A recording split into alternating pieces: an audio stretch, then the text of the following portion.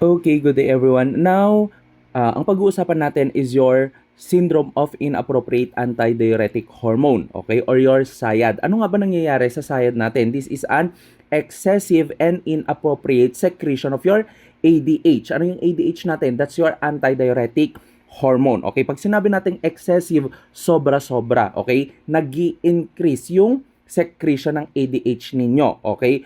Kapag excessive, okay, yung secretion, this is inappropriate. Okay? So, ibig sabihin, hindi na siya nare-regulate ni negative feedback mechanism ninyo. Okay? Di ba kasi ang sabi natin, di ba, ang ginagawa ng negative feedback mechanism natin, pag sumosobra, okay, sisignalan niya yung brain natin to stop, okay, the production and secretion of your ADH. Pero, nag-malfunction siguro, di ba, yung ating, tawag dito, nag-malfunction siguro yung ating negative feedback mechanism kaya nagkaroon ng excessive, okay? Excessive secretion of your ADH. So may mga factors kung bakit pwedeng magkaroon ng problem yung negative feedback mechanism natin. Okay, so ngayon, ano yung mga risk factors natin that increases the risk of having your syndrome of inappropriate antidiuretic hormone. Okay, so pag-usapan natin yung modifiable risk factors natin. Okay, first dyan is your medications. Okay, medication. Okay, example niyan is your SSRI. Okay, this is an antidepressant that is used to a psychiatric patient. Okay, nag-i-increase yung risk ng pasyente nyo of having a SIAD if etong gamot na to is tinitake ng mga adult patient natin, especially yung mga 65 years old pataas. Okay? 65 years old pataas. Okay? Yung SSRI, pag tinitake nila, mas nag-i-increase yung risk of having a SIAD. Okay? And then your TCA. TCA is also an antidepressant, your tricyclic antidepressant. Okay? Antidepressant din to, pero this is a known medication that stimulate your ADH release. Okay? Ini-stimulate niya yung ADH release natin. Okay? We also have your carbamazepine. Okay? Your carbamazepine is an anti-convulsant medication. Okay?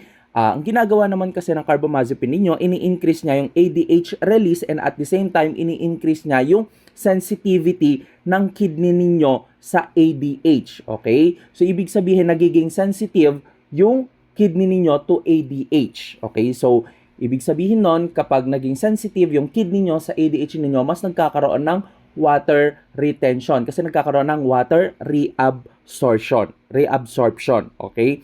Next na medication natin is your cyclophosphamide. Your cyclophosphamide is an anti-neoplastic medication. Pag sinabi natin anti-neoplastic medication, ito yung mga anti-cancer natin. Okay? Your chemotherapeutic medications natin. Okay? Paano nagkakaroon ng SIAD? Yung patient natin na nag-undergo ng chemotherapy na ang gamit is cyclophosphamide. Kapag nasobrahan, okay? Pag nasobrahan yung pagbigay ng volume ng fluids with your cyclophosphamide, okay? Kasi ini-incorporate sa mga IV fluids natin yung cyclophosphamide. Pag masyadong madami, okay, it increases the risk of having a SIAD. Next medication natin is your vincristine. Okay, your vincristine is also an anti-neoplastic medication. Ang ginagawa naman niya is neurotoxic effect. Okay, pag sinabi natin neurotoxic effect, okay, sa brain yan. Okay, sa nervous system natin. Okay, so pwede ba magkaroon ng problem yung negative feedback mechanism natin? Or pwede ba magkaroon ng problem yung pituitary gland natin or your hypothalamus? Yes, kasi neurotoxic medication siya. So now, ini-increase niya ba yung risk of having a syndrome of inappropriate antidiuretic hormone? Yes, okay? Next is your desmopressin. Okay, your desmopressin is your synthetic antidiuretic hormone. Pag sinabi nating synthetic, galing labas yan. Okay, hindi siya pre-produce ng katawan ng tao. Okay, ano ba ang ginagawa kasi ng ADH natin? Again, it's for water retention or water reabsorption. Okay, para hindi malito, tandaan nyo, ADH, H2O. H2O is water. Okay? H2O is water. Okay? Para hindi malito, it's for water retention. Okay? Or water reabsorption. Okay? Next is your excessive hypotonic solution. Okay, pag masyadong madami ang naibibigay na hypotonic solution, especially your D5W. Okay, baka malito kayo, your D5W or your D5 water is isotonic solution pag hindi pa nakakapasok sa katawan ninyo. But pag once na pumasok yan sa loob ng katawan nyo, nagiging what? Hypotonic solution siya. Okay? If hypotonic solution is given, okay, without enough sodium, okay, without enough sodium, what will happen? Okay, it can exacerbate the dilution of your blood, okay? It can exacerbate the dilution of your blood, okay? So, yun yung ginagawa ng excessive hypotonic solution natin, okay? Next is your poor fluid regulation, okay? Ang ginagawa kasi dito, kapag poor fluid regulation is that nagkakaroon ng excessive, okay, water intake. Inom ka ng inom ng tubig kahit hindi naman kailangan ng katawan mo. Okay? Inom ka ng inom ng tubig kahit hindi naman kailangan ng katawan mo. Okay? So, pwedeng magkaroon ng SIAD. Okay? And then, substance abuse, especially your ecstasy. Okay? Ano ba ang ginagawa ng ecstasy natin? Okay? It stimulate also the release of your ADH. Okay? Ini-stimulate din niya yung release ng ADH ninyo and at the same time, nag-i-induce siya ng polydip siya. Okay? So, ibig sabihin, inom ng inom yung pasyente ninyo. Remember that your thirst center is in your hypothalamus. Okay? Next, uncontrolled pain and stress. Pagsamahin na natin. Okay, what happened if nagkakaroon ng pain and stress? Okay, na-stimulate yung hypothalamus natin na magkaroon ng what? Non-osmotic ADH release. Okay? In-stimulate niya yung hypothalamus natin na nagkakaroon ng non-osmotic ADH release. Okay? So, pag nagkaroon ng ADH release, nagkakaroon ba ng water reabsorption and water retention? Yes. Okay? So, now, punta naman tayo sa may non-modifiable risk factor natin. Okay? Risk factor, age. Okay? Especially the elderly patients natin, mas increase sila for having what? For having the syndrome of inappropriate antidiuretic hormone. Okay? Meron din tayo dyan, small lung carcinoma. Pag sinabi natin small lung carcinoma, lung cancer to. Okay? Your small lung carcinoma is the most common cancer related to your SIAD. Okay? It is 10 to 45% of the entire cases, okay, of your small lung carcinoma, nagkakaroon sila ng SIAD. Why? Because yung tumor na yon, it mimics okay, it mimics yung pag-release ng ADH. Okay, so ibig sabihin yung tumor na yon sa loob ng lungs nyo, nagre-release din siya ng ADH. Okay, nagre-release din siya ng ADH ninyo. Okay, next is your pancreatic cancer. Okay, nire-recognize pa lang siya. Okay, na yung pancreatic cancer natin, ini-increase niya yung risk of having what? Of having a SIAD. Okay? Pero wala pang masyadong studies. Okay? Nire-recognize pa lang. And then we have your prostate cancer. Okay? Rare lang naman siya, pero may mga instances daw na yung mga may prostate cancer, okay, nagkakaroon ng what? Nagkakaroon ng excessive ADH. Okay? Or nagkakaroon sila ng SIAD ninyo. Okay? We also have your brain cancer. Okay? Pag sa brain cancer kasi nagkakaroon ng disruption, okay? Disruption saan? Sa hypothalamus ninyo and even sa pituitary gland, okay? So ngayon, pag nagkaroon ng disruption yung ating hypothalamus and your pituitary gland, okay, nagkakaroon ng release of ADH, okay? Nagkakaroon ng release of your ADH, okay? Next, we also have your CNS disorder such as your stroke, okay? Your stroke and brain injury triggers excessive, okay, ADH, okay? So pag nagkaroon ng trauma, stroke, or brain injury, okay, natitrigger yung what? Natitrigger yung excessive release of your ADH, okay?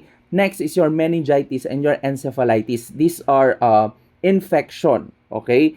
And then this infection causes inflammation, okay? That will cause now your SIAD, okay? It will now cause your SIAD. We also have your pulmonary disorder such as your TB and pneumonia. Ano ba ang nangyayari sa TB and pneumonia natin? Okay, nagkakaroon ng ectopic ADH release. Okay? And then at the same time, pag nagkaroon ng stress, it also stimulates the hypothalamus to release your ADH. Okay? So, yun yung nangyayari sa TB and pneumonia natin. And we also have your post-neuro surgery. Okay? Nagkakaroon ng disruption ng normal hormone regulation. Okay? Sa post-neurosurgery natin. Now, okay, upon the exposure, okay, to your modifiable and non-modifiable, nagkakaroon ngayon ng trigger. So, pag nagkaroon ng trigger, nagkakaroon ng inappropriate ADH secretion. So, dumadami ngayon yung secretion ng ADH ninyo. Ngayon, nagkakaroon ng increased ADH, okay, up on the renal collecting tubules. Okay, so sabi ko kanina, nagiging mas sensitive yung kidney ninyo. Okay, nagiging mas sensitive yung kidney ninyo. Okay, saan? Sa ADH. So, mas napapansin niya yung ADH nyo. Okay, so pag napansin niya yung ADH ninyo, si ADH ngayon maghahatak ng fluid. Okay? So, nagkakaroon ng increased water reabsorption. Okay? Nagkakaroon ng increased water reabsorption. Ngayon, okay? Kapag nagkaroon ng increased water reabsorption, dadami ba yung fluid inside of your blood vessel? Yes. Okay? Kaya nagkakaroon ng increased intravascular volume. Pero without sodium retention. Okay? Without sodium retention. Tandaan nyo, okay, hindi nagkakaroon ng sodium retention. Okay? 'Di ba? Ang rule natin, kung nasa ng sodium, nandun ang water. Pero hindi ibig sabihin na nandun ang water nandun din dapat yung sodium. Hindi ganon. Okay? So again, it increase what? The intravascular volume without sodium retention. Okay? So ibig sabihin, water lang yung nare-reabsorb. Okay? Water lang yung nare-reabsorb. So, may lumalabas ba sa ihi natin na sodium? Yes. Okay? So now, pag nag-increase yung intravascular volume, okay, ng fluids ninyo sa loob ng katawan, nag-i-increase ang BP. Okay? It increases the BP and at the same time, yung pulse ninyo nagiging bounding. Okay? Kapag i-rate natin yan, it's positive 4. Okay? Positive 4 yung bounding natin. Okay? Positive 3 is your strong. Positive 2 is normal. Positive 1 is weak. And then 0 is absence. Okay? Ayan. Next, kidney still excrete sodium. Okay? So, ibig sabihin nilalabas ng kidney ninyo yung sodium. Okay? Pag nilabas ng kidney ninyo ang sodium ninyo, nag-i-increase ang urine sodium. So, ibig sabihin, dumadami yung sodium sa urine. Okay? Pag dumami yung sodium sa urine, ibig sabihin nun, nag-i-increase din yung urine concentration. Kasi, okay? Kasi hindi na masyadong nakakaihi yung pasyente nyo kasi nga nire-reabsorb ng kidney ninyo lahat ng fluids. Okay? So, ang makikita nyo dyan, decrease ang what? Decrease ang urine output. Okay? Decrease ang urine output. Okay? Decrease ang urine output. Okay.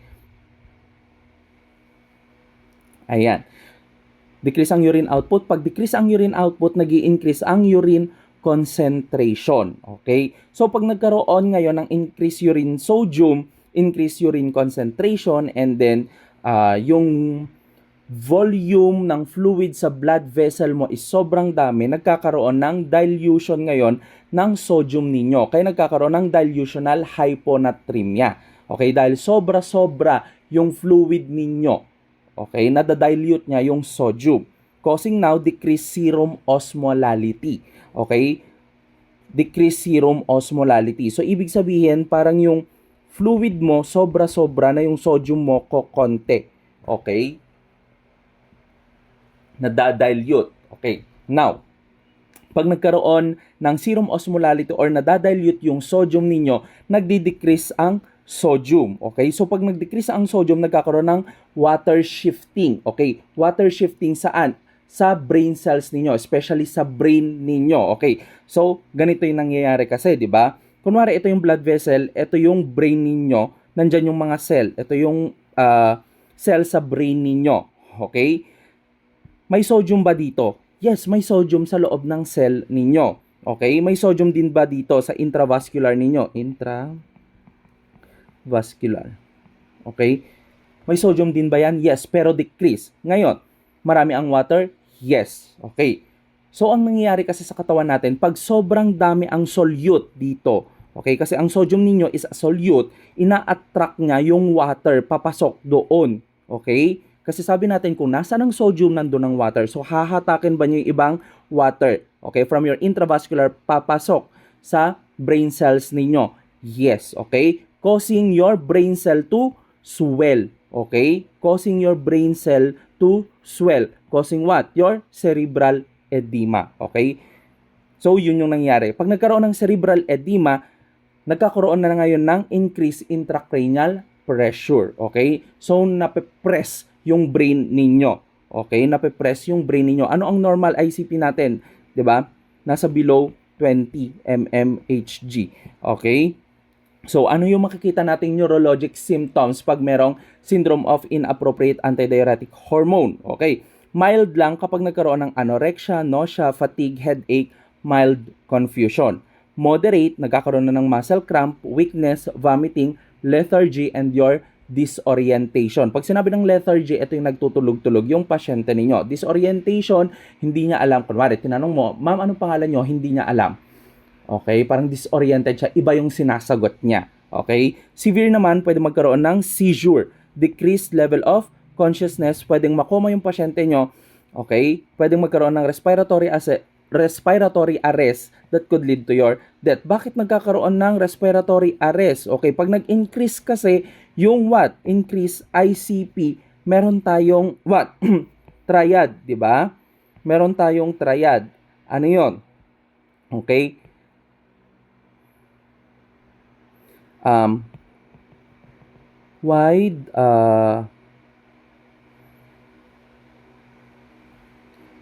Wide pulse. Ano ba yan? Wide